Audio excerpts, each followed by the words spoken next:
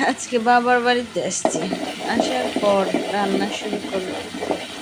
এসে আমি চুলাতে ঢুকছি। আসলে মাটির চুলা রান্না করি তো, তাই জন্য আপনাদের সাথে তো ভালোভাবে ক্লিয়ারভাবে করতে পারি না।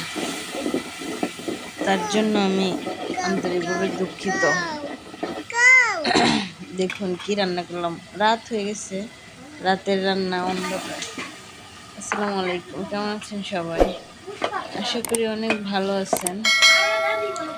আমার বাপের বাড়িতে এসে পটল দিয়ে এবং ট্যাংরা মাছ দিয়ে, আপনাদের কে কী নামে বলেন জানি না, তবে আমাদের এখানে ট্যাংরা মাছ বলে। ট্যাংরা মাছ দিয়ে তরকারি রান্না করতেছি। দেখুন, ভাবলাম আপনাদের সাথে একটু শেয়ার করি। প্রায় রান্না শেষ হয়ে গেছে। কেমন হলো বলবেন, সাবস্ক্রাইব করবেন চ্যানেলটা।